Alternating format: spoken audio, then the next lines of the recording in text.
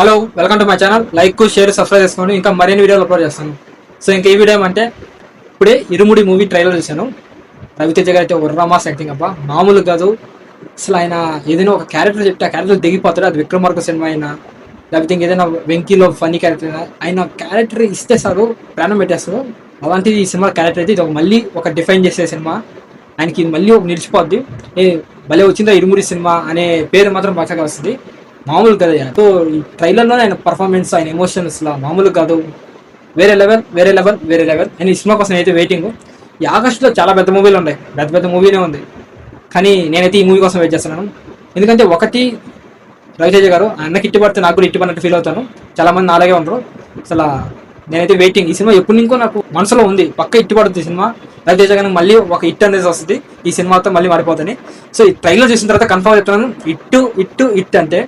ఎందుకంటే అసలు ట్రైలర్ సూపర్గా ఉంది అబ్బా. పాలేసేది అండ్ కూతురు గురించి ఉంటుంది అనుకున్నాం, కానీ దీంట్లో ఒక ఆడవాళ్ళ గురించి ఏదో చెప్పారు. సో స్టోరీలో పాయింట్ ఉంది. ఇంకొక థింగ్ ఏంటంటే, మన శివ నిర్వహణ గారు ఆయన స్టోరీ రాసేటప్పుడు ఒక ఎమోషన్ పట్టుకుంటున్నారు. ఆ ఎమోషన్ ద్వారా ఒక స్క్రీన్ పే నడిపిస్తారు. అది నిన్ను కోరైనా, మజిలీ అయినా చాలా బాగుంటాయి ఆ స్క్రీన్ పే అనేది. సో ఈ సినిమా కూడా అలాంటి స్క్రీన్ పేతో ఉంటుంది. నేనైతే వెయిటింగ్ అబ్బా, ఈగర్లీ వెయిటింగ్ ఆగస్ట్ 21 కోసం.